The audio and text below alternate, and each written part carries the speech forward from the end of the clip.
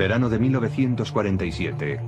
El oficial Philip Corso está de servicio en la base militar de Fort Riley, Kansas, cuando en una misión de patrulla encuentra algo que cuestiona los fundamentos de la historia. Corso era militar de carrera, un oficial muy respetado en los servicios de inteligencia, con capacidad de decisión en caso de guerra.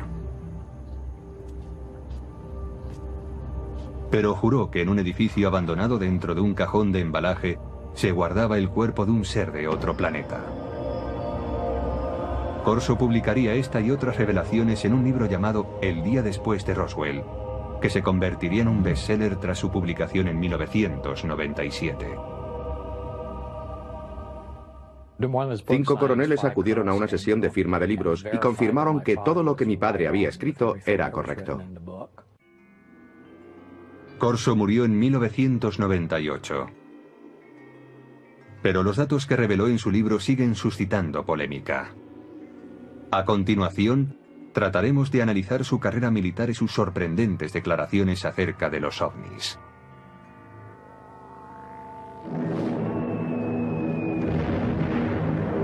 ...1942... el año siguiente al ataque de Pearl Harbor. Philip Corso, un joven de una pequeña ciudad de Pensilvania, es reclutado por el ejército. Durante la Segunda Guerra Mundial se prepara como oficial de los servicios de inteligencia y después, a la edad de 29 años, trabajará en Roma. Su misión: descubrir y eliminar agentes soviéticos. Cuando el ejército de los Estados Unidos ocupó Roma, lo que quería era que el gobierno de la posguerra fuese un gobierno amigo, no un gobierno comunista. Corso desempeñaba una labor de responsabilidad. Se le consideraba un hombre con futuro. En abril de 1947, Corso vuelve a los Estados Unidos para seguir su preparación en el servicio de inteligencia del ejército en Fort Riley. 3 meses más tarde, en julio de 1947, llega la noche en que, según declara, tiene lugar el hallazgo que tanto le impresionó. Corso tiene 32 años y es el oficial de guardia aquella noche. La seguridad de la base está bajo su responsabilidad. Esa noche, Fort Riley bulle de actividad. Han llegado a la base de Kansas 5 camiones con los restos del misterioso accidente de una aeronave en Roswell, Nuevo México.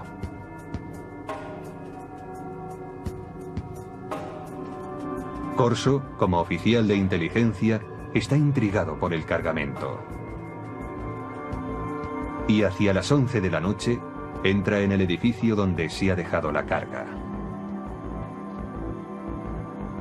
Un policía militar le confiesa que ha mirado en uno de los cajones que formaba parte del cargamento y que no puede describir lo que ha visto.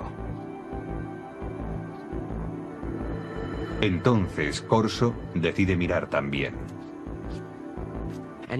Y descubre una especie de ataúdes. Son pequeños, como ataúdes para niños. Intrigado, levanta la tapa de uno de ellos. It looked like a thin body and a humanoid with a sort of a big head on it and eyes, but not too long, and not the shape of it was not as wide as I say as our bodies are. Corso dice que aquel fue su primer encuentro con extraterrestres, pero que no sería el último ni el más significativo. Más tarde, le serían confiados expedientes secretos y objetos de origen extraterrestre. Estos últimos, según él, provocarían una revolución tecnológica. Pero en 1947 acababa de empezar esta historia.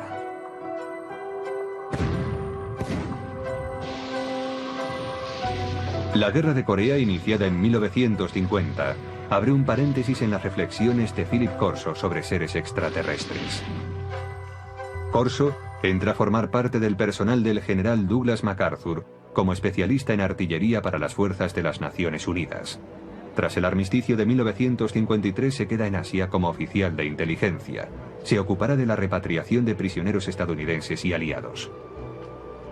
Llegué a conocer a Philip Corso porque se encargó de la liberación de prisioneros de guerra en el lejano Oriente, a las órdenes de MacArthur, y más tarde fue oficial de proyectos especiales en el Consejo de Seguridad Nacional, trabajando para Eisenhower en la Casa Blanca. Según su expediente militar, Corso es ascendido al rango de teniente coronel en julio de 1953. Según afirmó, fue asesor personal del presidente Dwight Eisenhower, al que informó de la creciente infiltración del KGB en la CIA.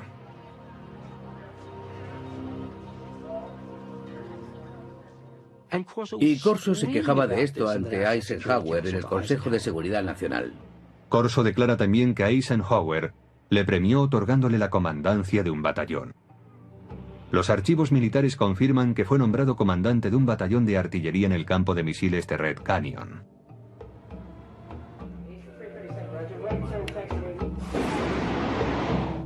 En octubre de aquel año, Corso está al mando de un batallón en Alemania Occidental, donde desarrolla nuevas estrategias de tiro para ataques nucleares. Allí demuestra que sabe cumplir órdenes, pero también demuestra que tiene iniciativa.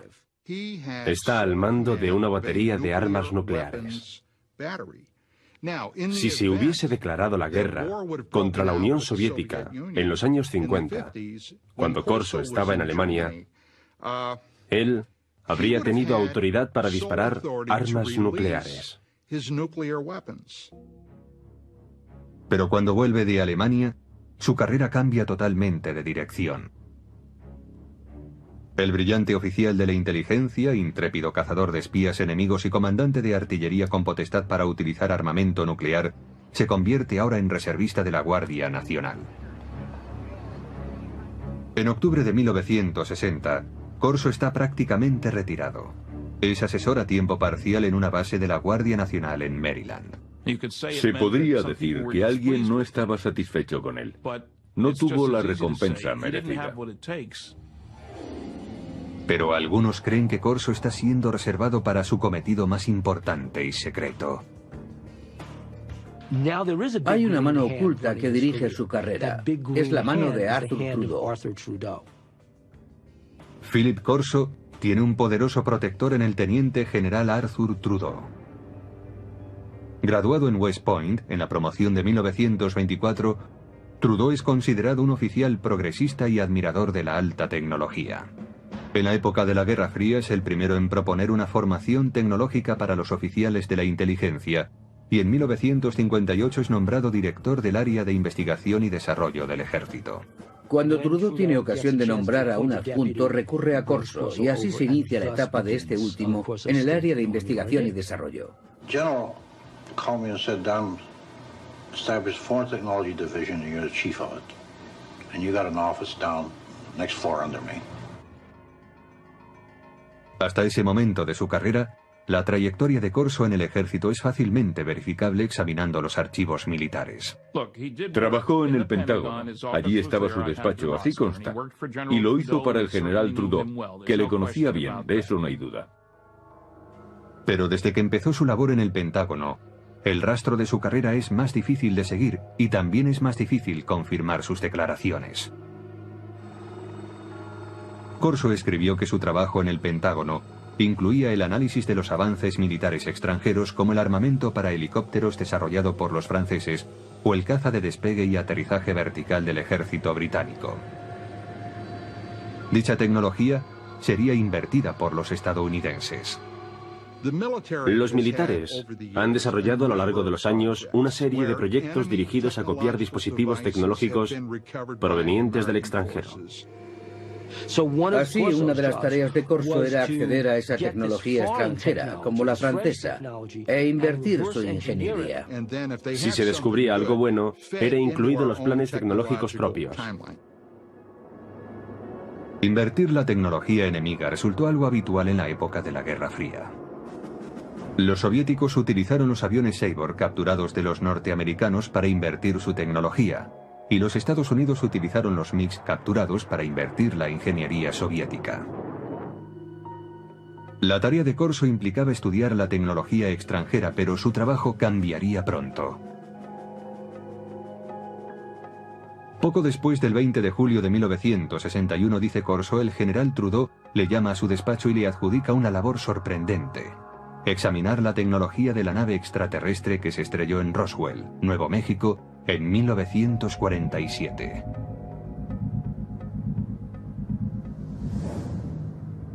Trudeau envió un archivador al despacho de Corso. Según este, el archivador guardaba pruebas de diferentes visitas de extraterrestres a la Tierra, así como de su tecnología que afirmaba sería utilizada para desarrollar la nuestra.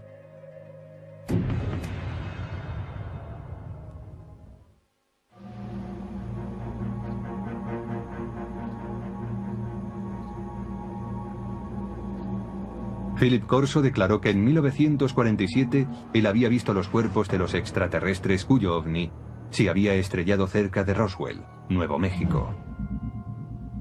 La descripción de Corso coincide con la de aquellos que se declararon testigos del accidente. Los alienígenas, según estos testigos, eran 4 pequeños seres humanoides, con manos de 4 dedos, piernas delgadas, una cabeza excesivamente grande y ojos en forma de almendra.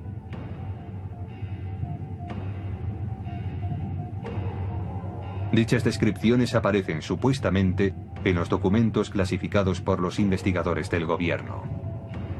Hasta el día de hoy, dichos documentos no han sido autentificados.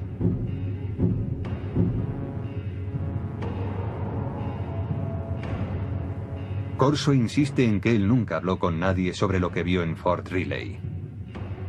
Pero en el verano de 1961, el entonces teniente coronel de 46 años es destinado a un proyecto del Pentágono que le obligará a recordar esa experiencia. Fue nombrado jefe de investigación y desarrollo del ejército, con oficina en el Pentágono. Una vez más, tenía un puesto de gran responsabilidad. Su meta, que la potencia militar de los Estados Unidos aventajara en decenas de años a la de los demás países.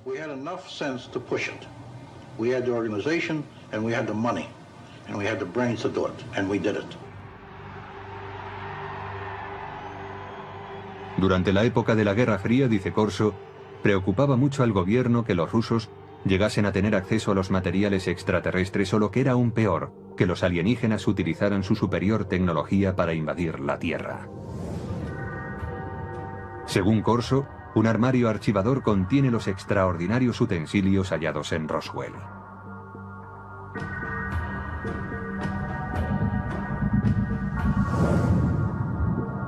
Un trozo de traje metálico superresistente. Corso afirma que quizás sirviera para proteger a los alienígenas.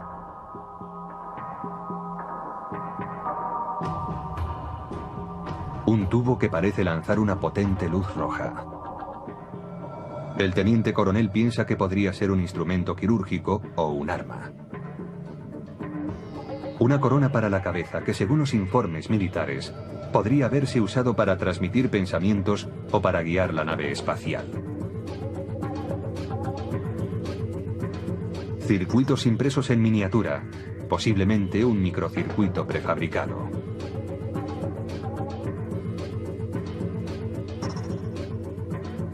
Un cable flexible que podría haber transmitido luz. Y una lente para ver en la oscuridad, supuestamente extraída del ojo de un extraterrestre. Para identificar tan extraños objetos, Corso declara haber estudiado con detalle documentos clasificados del gobierno referentes a la tecnología extraterrestre supuestamente encontrados en Roswell. Según dichos informes, algunos de los más destacados científicos del mundo, hombres como Wernher von Braun y J. Robert Oppenheimer, accedieron al lugar del accidente en Roswell. Corso dice que el teniente general Trudeau le autorizó a confeccionar la lista de hombres que incluiría en su equipo. You will put on that team anybody that you want. Engineers, scientists, and even I told the Germans. Told them I'll take a couple of Germans too, in addition to the US scientists. Basándose en la cuidadosa lectura de los informes Roswell, Corso declara haber desarrollado su propia teoría sobre cómo podría funcionar la nave extraterrestre. Lo que decía Corso era que la nave no era un platillo volante. No vino volando, sino que lo hizo saltando en el tiempo. Decía que eso era todo lo que sabía, que había una especie de onda alrededor de la nave, que hacía suponer que se trataba no de una nave espacial, sino de una máquina del tiempo. Y la razón es que para recorrer tan enormes distancias, tenía que abandonar lo que nosotros conocemos en física como un continuum espacio-tiempo, desprenderse de eso y aparecer repentinamente en otro lugar. En las notas personales de Corso hay dibujos que detallan sus conceptos. Corso especula con que la nave extraterrestre fuese manejada mentalmente por un mecanismo encajado en el cráneo del alienígena. Parece que si se gira la corona en torno al cráneo del alienígena, las tomas electromagnéticas se encajarían con determinadas partes de su cerebro. Una vez concluida la investigación, Corso decide que está preparado para ir más allá. Su aplicación. La tecnología extraterrestre que, según él, procede de Roswell, es mostrada a determinadas firmas para su desarrollo. Traten de imaginar qué sucedería si una nave espacial se estrellase contra la Tierra y en ella hubiese un fabuloso dispositivo tecnológico y alguien como Corso entregara ese material a unos laboratorios de investigación diciendo: averiguad cómo funciona esto. El resultado, sostiene Corso, fue el replanteamiento de todos los avances tecnológicos producidos hasta entonces.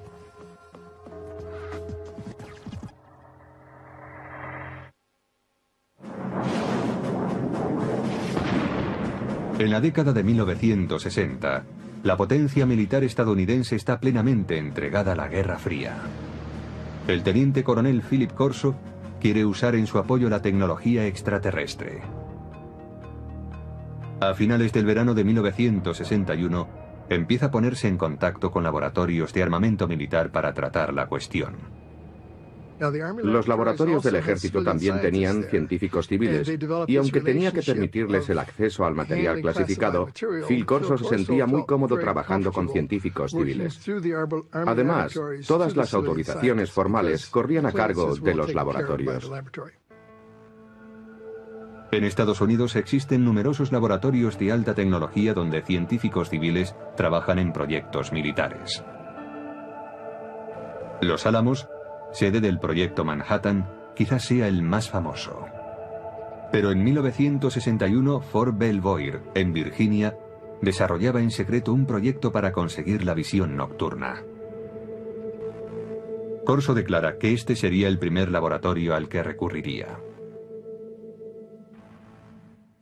Para que aquellos objetos fueran analizados debidamente, no podía llevarlos a un taller de reparación de radio. Debía llevarlos a algún lugar de suficientes garantías. Según Corso, los testigos de Roswell declararon que la nave extraterrestre usaba una tecnología muy avanzada que permitía la visión nocturna. Si alguien entraba en la nave y miraba hacia afuera, veía el exterior tan nítidamente como si fuese de día, aún en plena noche. También hay, según Corso, una lente extraída del ojo de un extraterrestre que tiene la propiedad de aumentar la intensidad de la luz. Nadie sabe relacionar ambas cosas, dice Corso, pero todo el mundo es consciente de su valor potencial. Corso mantiene que a finales del verano de 1961 muestra a los investigadores de Fort Belvoir la lente extraída del ojo del alienígena y, al parecer, otro tipo de tecnología para aumentar la intensidad de la luz, también hallado en la nave. Este es el tipo de tecnología que, aunque parece ser que ya se había empezado a desarrollar durante la Segunda Guerra Mundial, realmente avanzó en progresión geométrica en años posteriores. Ahora bien, ¿puede esto atribuirse a la tecnología hallada en Roswell? Según Corso, sí. Corso dice que no pudo desarrollarse el mecanismo de control mental. Su teoría era que solo podía funcionar con el cerebro de un extraterrestre. Pero este revés no impide el desarrollo de otro dispositivo. Un circuito impreso de sofisticado diseño. We also had a little charred chip. Small thing, maybe 3/8 of an inch square, 2 threads coming out, and a little one in the center with thin wires. These came from Roswell. We didn't know exactly the function of these integrated circuits, but we suspected that these were circuits, electrical circuits. Corso afirma que llevó el objeto a los laboratorios Bell, que habían desarrollado el transistor 14 años antes. Dice que los científicos del laboratorio consiguieron analizar y más tarde reproducir el microchip extraterrestre. ¿Qué pasaría si ocurriese algo así? Sucedería que en un corto espacio de tiempo el mundo se transformaría radicalmente. No hay duda de que a partir del desarrollo de los circuitos integrados a principios de los 60, el mundo se ha transformado. Se han hecho realidad dispositivos electrónicos desde el teléfono celular al ordenador portátil. El microchip de Roswell estaba dañado por el accidente, según dice Corso. Pero tiene en su poder otro objeto de los alienígenas, y este aparentemente funciona a la perfección. Él sabía por los informes que cuando aquel aparato se puso en funcionamiento, causó quemaduras sobre las superficies hacia las que fue enfocado. Los informes militares clasificados, según Corso, especulaban con que el dispositivo hallado en Roswell, aparentemente capaz de abrir agujeros en las paredes, era algún tipo de herramienta de corte, quizás usada en cirugía.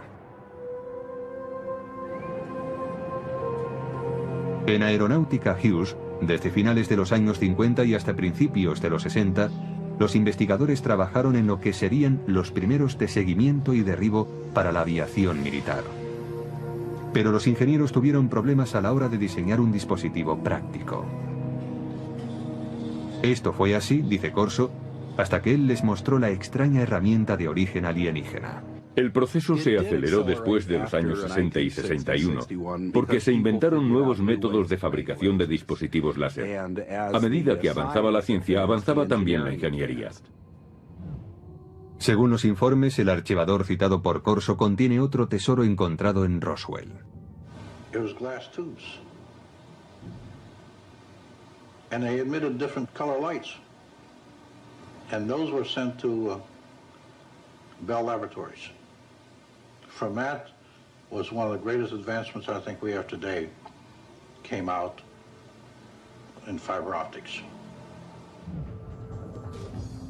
Muchos investigadores de ovnis mantienen la teoría de que la nave no tenía cables convencionales porque estaba dotada de cables de fibra óptica. Resulta que la transmisión de información mediante la luz era ya una tecnología conocida. Data de la época de uno de los pioneros del teléfono, Alexander Graham Bell, que hizo pruebas con un aparato que él llamó fotófono en 1880. Casi nadie ha oído hablar de él, pero muchos científicos de la época creían que el fotófono era un invento mucho más meritorio que el teléfono. El fotófono era una manera de transmitir la voz mediante un rayo de luz. La investigación instada por Corso determinó que la transmisión de datos por medio de la luz era inviable debido a que no se podía dirigir un rayo de luz con capacidad para desviarse al hallar un obstáculo. Pero Corso confiaba en que el dispositivo de Roswell podría contener la solución.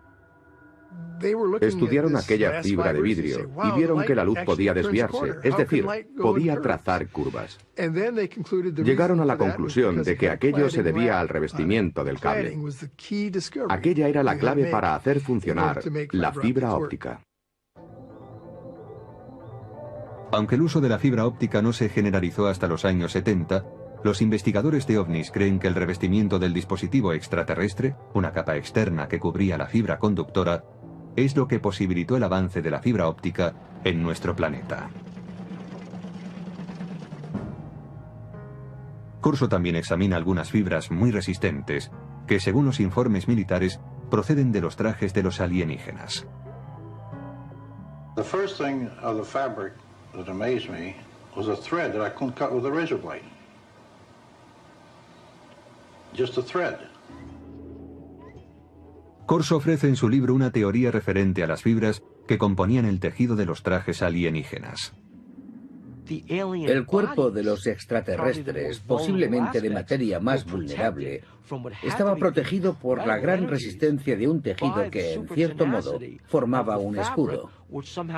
Y según Corso, no se vestían con él, sino que lo tejían a su alrededor. Es decir, lo hilaban como un capullo de seda. Corso se pregunta si estas fibras tan resistentes tendrían aplicación como material antibalas para ser usados por los cuerpos de seguridad y por el ejército. Corso asegura que el ejército intentó llevarlo a la Universidad de Colorado para tratar de fabricar dicho material. A mediados de la década de los 60 hubo grandes avances en cuanto a tejidos resistentes. Usaban la tecnología de los polímeros, el tipo de moléculas que, decía Corso, estaban presentes en el tejido extraterrestre. En 1965 se inventa el Kevlar, un tejido que se usaría en chalecos antibala. Una prueba más, según Corso, del impacto de la tecnología extraterrestre.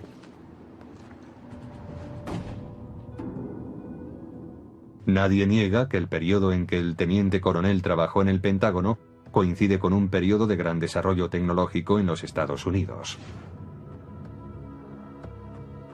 Los defensores de Corso dicen que la tecnología alienígena tuvo mucho que ver, pero otros ven las cosas de un modo diferente.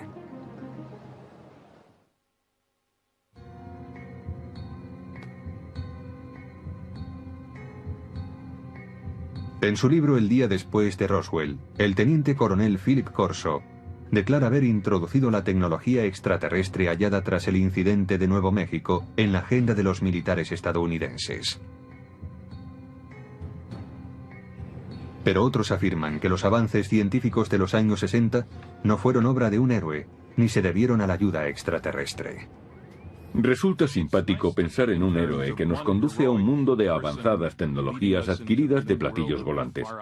Pero después de trabajar en numerosos programas de investigación y desarrollo, puedo asegurar que no es esa la forma en la que avanza la tecnología. Por ejemplo, en un programa aeronáutico de propulsión nuclear, empleamos 3.500 personas, 1.100 de ellas eran ingenieros y científicos. Gastamos $100 millones al año. Esa es la clase de trabajo que se hace para desarrollar una nueva tecnología. Dice Corso que el uso del láser pasó de la teoría a la práctica después de que los científicos examinaran el objeto encontrado entre los restos del accidente de Roswell. Pero para los historiadores, eso es ciencia ficción. El láser es un buen ejemplo para aclarar que un invento no surge de la noche a la mañana. No se produce porque a un científico le llegue la inspiración, baje a su taller del sótano y 15 minutos después obtenga un rayo láser. En realidad, el estudio del láser empezó en 1951, cuando un físico de la Universidad de Columbia estaba dando un paseo por Washington. Aquel físico era Charles Townes. Me desperté pronto aquella mañana, preocupado por no haber llegado a ninguna conclusión. Después del desayuno salí a dar un paseo por el parque. De pronto pensé, un momento, podemos disponer de toda una colección de moléculas, todas ellas activadas con un exceso de energía. Me puse a hacer números y comprobé que podía hacer que aquello oscilara. Necesitó 2 años y $50.000 de subvenciones gubernamentales antes de presentar un prototipo de láser de microondas, aunque escasamente operativo. El primer dispositivo láser utilizaba microondas, no luz. La versión emisora de luz no estuvo operativa hasta 1960, 9 años después de que el profesor Townes iniciara sus investigaciones. En cuanto a la aportación de los alienígenas... No, los extraterrestres no tuvieron nada que ver con la tecnología del láser y en realidad yo tampoco. No creo que los extraterrestres nos hayan dado ninguna información. Mientras que el desarrollo del láser se produjo con lentitud, los circuitos integrados avanzaron rápidamente. Pero el mayor logro de los científicos vino mucho después de que Corso se jubilase. El verdadero avance tuvo lugar en 1971, cuando un hombre llamado Tim Hoff introdujo un microprocesador en una pieza de silicona, una computadora en un chip. Lo que sucede básicamente en un circuito integrado es que controlamos el flujo de electrones, o en ciertos casos, la ausencia de electrones. Ted Hove, conocido como el arquitecto del microprocesador, empezó a trabajar con circuitos integrados en 1968. Hove refuta la declaración de Corso según la cual un chip alienígena hallado tras el accidente de Roswell hizo posible una versión terrestre. En un accidente, se puede suponer que se han producido daños, y estos daños pueden hacer aún más difícil el análisis de un objeto. Incluso cuando se dispone del objeto, se necesita un contexto. Quien haya visto este objeto en aquellos días, sin un contexto en el que enmarcarlo, en otras palabras, sin saber para qué servía, tendría incluso menos posibilidades de entenderlo. Hove dice además que para reproducir un circuito integrado, como Corso dice que se hizo en 1961, habría sido necesario un microscopio electrónico de exploración, el cual no se inventó hasta 1966. Incluso si se observan hoy en día estos objetos, su resolución es tal que los microscopios ópticos ordinarios no podrían apreciarla. Haría falta algo más sofisticado. No creo que en aquel tiempo nadie hubiese podido imaginar qué cosa era aquella. Philip Corso dice también que el cable de fibra óptica extraterrestre inspiró a los científicos. Pero los científicos no apoyan su afirmación, porque la fibra óptica requirió una confluencia de tecnologías que fueron apareciendo a lo largo de décadas. La idea empezó a ser realmente interesante en 1965, cuando el láser ya estaba disponible. Alguien supuso entonces que se podía dar un uso comercial a la fibra óptica. Y así, poco después, el proyecto fue abordado por un trío de inventores en Corning. Consiguieron por fin fabricar fibra óptica en 1970. La luz de un láser mejoraba la fuerza de la señal. El equipo de investigadores de Corning Glass creó una forma de sílice fundido. Este purísimo material de vidrio era capaz de transportar 65.000 veces más información que el hilo de cobre. La fibra óptica ya era algo interesante desde el punto de vista comercial, 10 años después de que Corso proclamara haber acelerado la tecnología. Ese fue el verdadero logro de Don Deck, Peter Schultz y Bob Maurer. Encontrar esa forma tan innovadora de fabricar vidrio. Corso declaró también que su secreto había inspirado un salto cuántico en la tecnología de la imagen. Pero los expertos afirman que la tecnología para convertir la noche en día también llevaba décadas desarrollándose. El proceso fue evolucionando paulatinamente. Había empezado allá por 1940, cuando se suministraron a los ejércitos aliados, en la Guerra del Pacífico, pantallas de radar con intensificación de imagen. El primer dispositivo de visión nocturna empleaba la formación de imágenes térmicas. Desarrollado por los alemanes durante la Segunda Guerra Mundial, convertía energía calorífica en un espectro visible usando una luz infrarroja y un receptor. Más tarde, a principios de los 60, William Spicer, un investigador del Departamento de Defensa, creó un mecanismo para la intensificación de la imagen. Los científicos de Fort Belvoir se basaron en sus trabajos. La intensificación de imagen no requiere luz adicional. Funciona como un receptor de radio para ondas lumínicas, amplificando la luz existente. Los intensificadores de imagen actuales son lo bastante pequeños para poderse llevar como gafas y son capaces de amplificar la luz, multiplicándola por 35.000. Los científicos argumentan que si Corso tenía realmente un intensificador de imagen extraterrestre, mostrárselo a los investigadores en 1960 habría ayudado poco al progreso de esa tecnología. La ingeniería necesaria progresaba a un ritmo muy lento.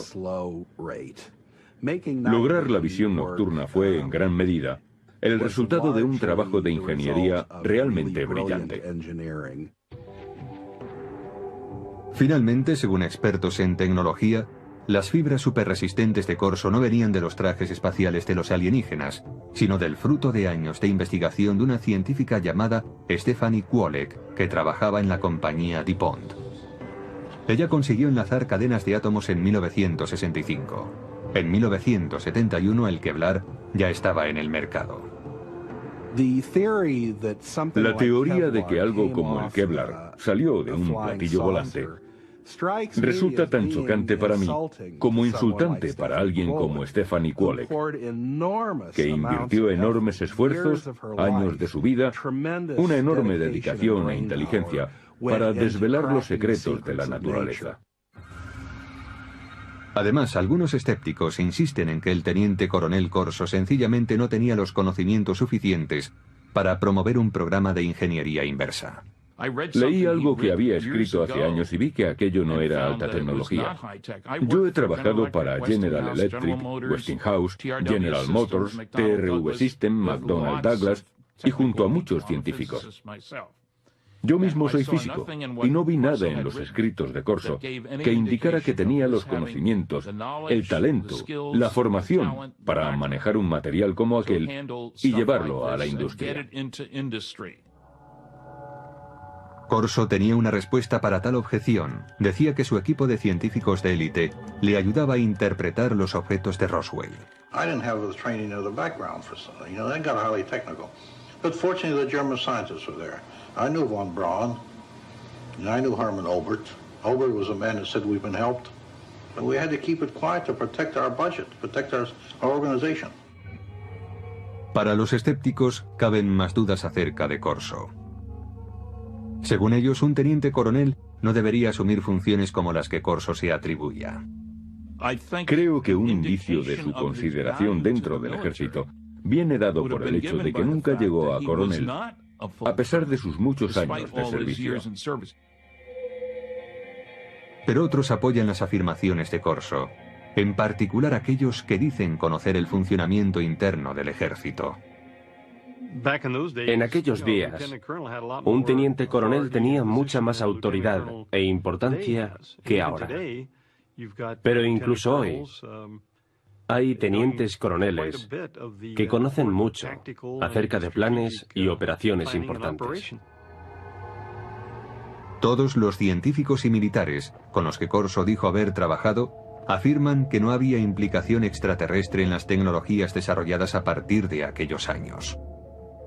No existen documentos de ningún tipo que avalen las afirmaciones de Corso sobre ingeniería alienígena aplicada a la terrestre. Pero sus partidarios defienden que si no hay rastro de ningún documento es por una razón.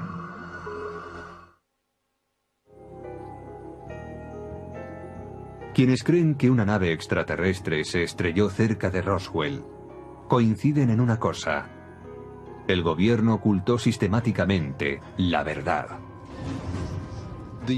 El gobierno de los Estados Unidos y otros gobiernos del mundo han ocultado pruebas para dar este asunto por concluido, pretendiendo así acabar con el misterio. Philip Corso alega que él también debía mantener en secreto su programa de ingeniería inversa. We couldn't discuss it. We made a decision. It cannot be discussed outside of us. We're doing good. We have the authority, we have the money for our R&D projects. Well, that's fine. Let's keep it that way. Let's not get mixed up in the murky area of whether they exist or not. En cuanto a la contribución de Corso a los avances de la ciencia, los escépticos dicen que la tecnología que él declara haber impulsado por aquella época ya estaba a punto de aparecer. Como prueba, aluden a la famosa corona de control mental, una tecnología extraterrestre que Corso reconoció que no pudo ser desarrollada. Hoy está en camino de convertirse en realidad sin su ayuda.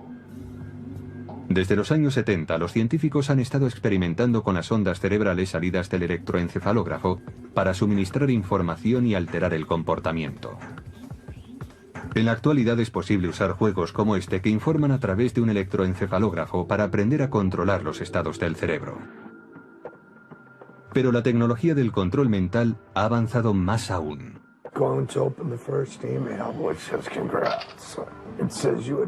En 2004, la FDA autorizó a los investigadores para experimentar con unos diminutos implantes cerebrales diseñados para que las personas discapacitadas pudiesen controlar un ordenador con su pensamiento.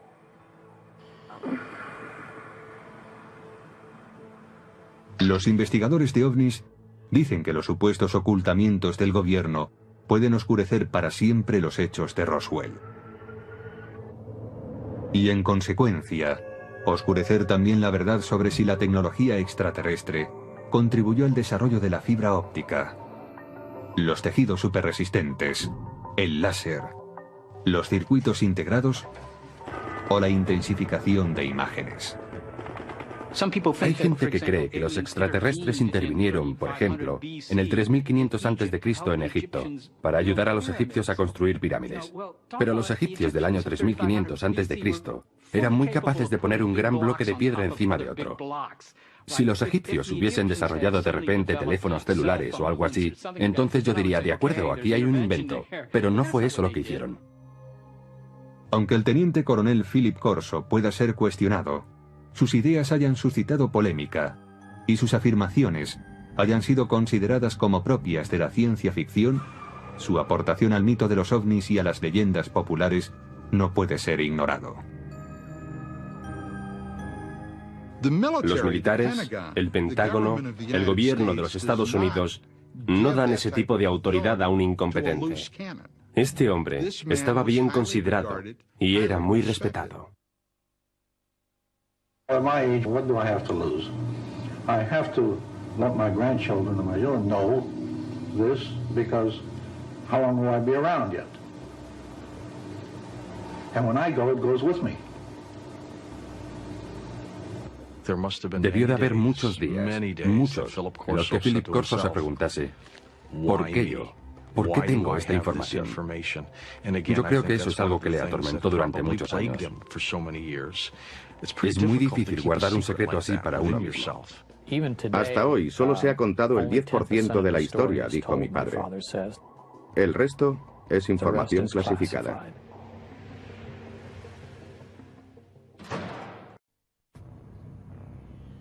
Julio de 1947, Roswell, Nuevo México. Muchos creen que los restos encontrados en el desierto cerca de esta pequeña ciudad pertenecen a un ovni. La pregunta es, ¿existen los ovnis? La respuesta es sí. Aún perdura la controversia sobre lo que aconteció allí aquella noche. Un exoficial de inteligencia del ejército de los Estados Unidos ha contribuido a la polémica.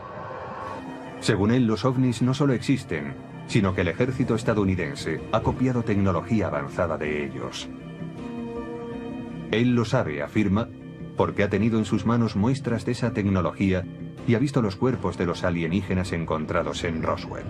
The humanoid type body came from the Roswell area where there was a crash in 1947. ¿Por qué debemos creerle? ¿Por su rango? ¿Por los años de servicio al país y por su reputación? Pues era considerado uno de los militares más brillantes en su especialidad. ¿Quién es este individuo? ¿Qué dijo en el pasado? ¿Cuáles de sus predicciones se han cumplido? Según las palabras del teniente coronel Philip Corso, él era el responsable de que la tecnología extraterrestre llegara a los laboratorios militares y a los científicos civiles, quienes se valieron de ella para fabricar dispositivos láser, fibra óptica, circuitos integrados, gafas de visión nocturna y chalecos antibalas. Estudiamos platillos volantes que se han estrellado o que han sido derribados y tratamos de averiguar cómo funcionan. Muchos niegan que la tecnología extraterrestre haya sido el motor de la industria militar. Es una forma peculiar de confiar en la ingenuidad humana. Supe que Philip Corso no decía la verdad gracias a una serie de cosas. ¿Será la historia de Philip Corso fruto de su fantasía y su ambición? ¿O la confirmación de que en Roswell se estrelló un ovni en 1947? ¿Se inició realmente gracias a ese hecho un programa militar secreto que incorporaba la tecnología extraterrestre a la industria armamentística?